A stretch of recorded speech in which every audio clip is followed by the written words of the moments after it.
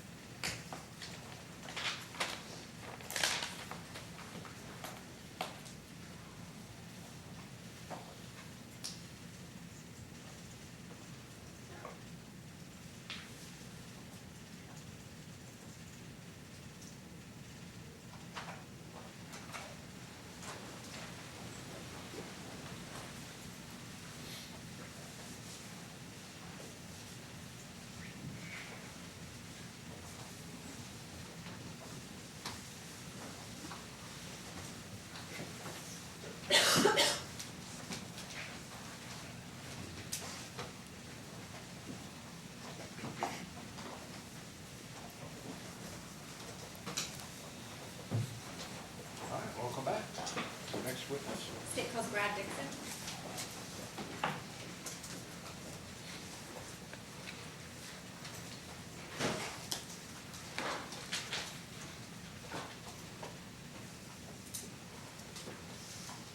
Sorry about the air conditioning in the county. We run it until about February, then we turn the heat on, and about the time it warms up, we run it until August. Raise your right hand. Do you swear or affirm the testimony you give in this trial will be the truth, the whole truth, and nothing but the truth, so help you? I do. Please be seated there.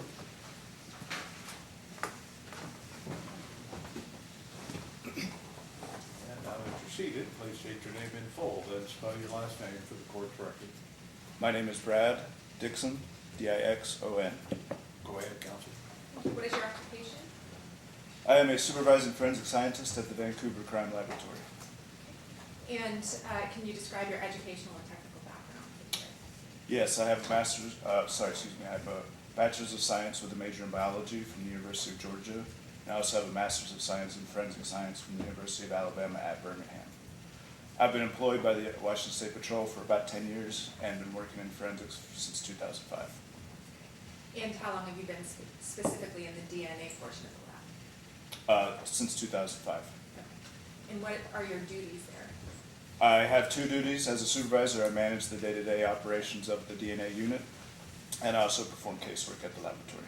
And do you have specialized training in the area of DNA analysis? Yes, I do. And can you describe that? That's the type of testing we do at our laboratory. I have to ensure that I'm able to perform all the testing that's required of me in our laboratory. How long have you been doing DNA analysis? I've been employed since 2005 doing DNA analysis. And approximately how many DNA cases have you examined during your employment with the Washington State Patrol? I don't know, but hundreds. Can you describe for the jury what YSTR testing is? This is DNA testing that focuses directly on the Y chromosome, which is passed from fathers to their sons. It's different from standard testing because all the males in a male lineage share the same YSTR profile. So I have the same profile as my brother as well as my father. But is it unique, that profile unique then to that paternal lineage? It could be, or it could be, there could be other people that have the same profile, but it is unique to this lineage, yes. Can you describe how YSTR testing is done? It's very similar to the standard testing. It just uses a different type of amplification kit to look at those specific areas of the Y chromosome. So the standard test looks at many different chromosomes, whereas the Y chromosome is just that particular piece. So it's just really the same extraction, quantitation, amplification with a different kit, and then the same on the genetic analyzer where you get your profile. And what are the limitations of YSTR testing? That's, like I mentioned before, it's that all males in the lineage have the same profile. And was YSTR testing done by you in this case? Yes, it was. For which items? I may refer to my notes. Would it assist in refreshing your recollection? Yes, it will. On the vaginal swabs, which were part of item 1. And why did you do testing, YSTR testing on the vaginal swab? Generally, Y testing is performed when there's an excess of female DNA. So when there's too much of the female DNA, the standard testing would not be able to detect the male DNA with standard testing. But because it can focus strictly on the Y chromosome, we can use that kit or that amplification for this purpose. Okay. And what were your conclusions from the testing of the vaginal swabs? So the vaginal swabs, I obtained a YSCR profile, and that matched the YSCR profile of Michael Bortolini. And was there an associated statistic with that? Yes, there was. And what was that? And I should step back. So the second part of the conclusion is that neither Michael Bortolini nor any of his male paternal relatives could be excluded as a source of this male DNA. To develop a statistic, we searched the profile against a database, which helps to determine a relative occurrence in the U.S. population. This profile was not observed in this database and it's not expected to occur more frequently than 1 in 9,700 male individuals in the U.S. population. And was that a full profile? Yes. What does that mean? All of the locations, which there's 23 different locations on the Y chromosome, I obtained data at each one of those locations. I have no further questions. Cross-examination? Can YSD our testing determine the source of the DNA as to whether it was sperm, skin cells, or hair, or something else? No. Okay, so you cannot testify as to what caused the positive result for the DNA testing, as far as what specific part of Mr. Bortolini's body would have transferred? Correct. Okay. And you reviewed Mr. Stritsky's materials prior to performing testing?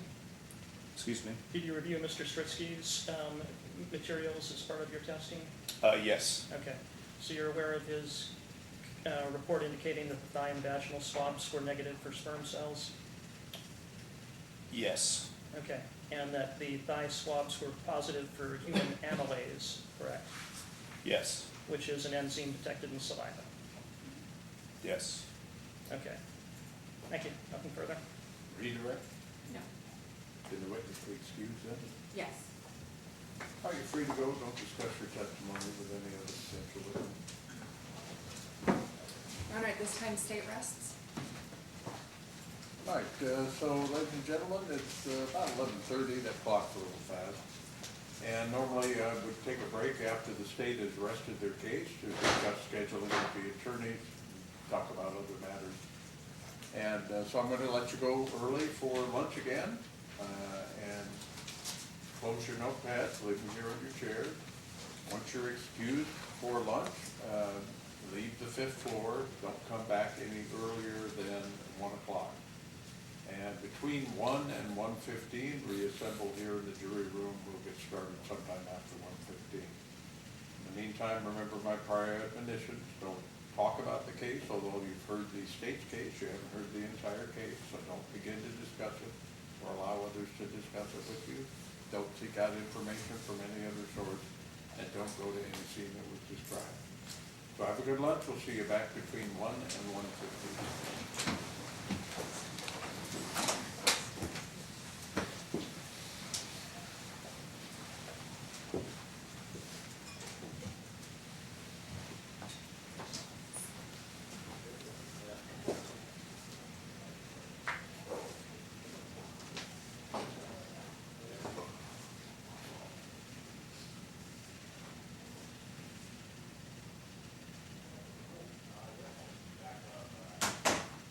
Counsel, did you have motions with regard to this matter?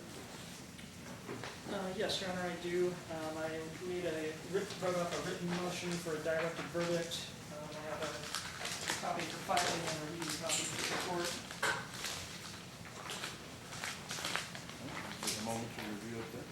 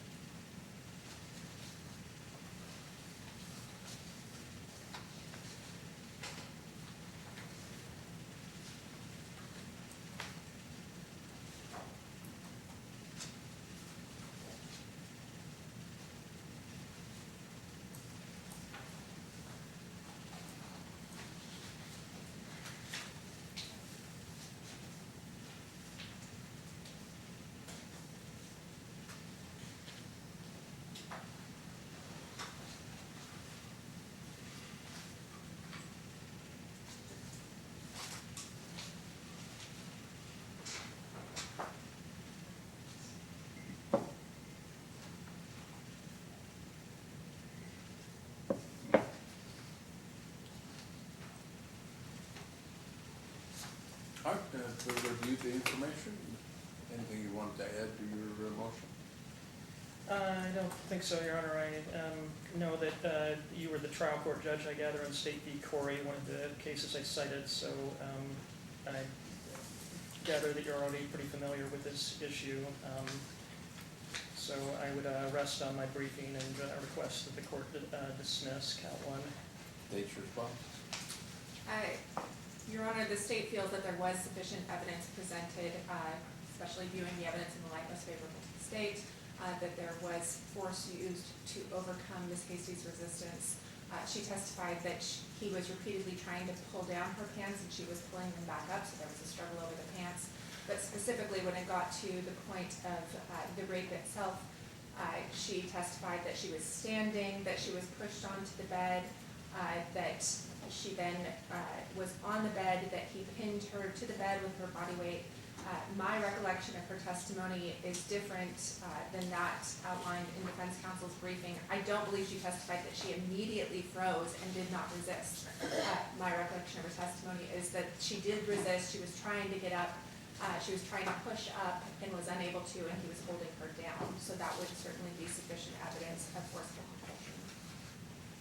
All right, reviewed the evidence as listed in counsel and compared it against the elements and also construed it in the light most favorable to the state at this stage of the proceeding. It does seem to me that there's sufficient evidence of forcible compulsion, if that term is used specifically, indications that the force was used first to resist taking the pants down, but more significantly there was testimony and evidence in other statements that the person was pushed to the bed, made some slight effort to get up and pushed down again, and then once the active intercourse began, froze and did not resist further.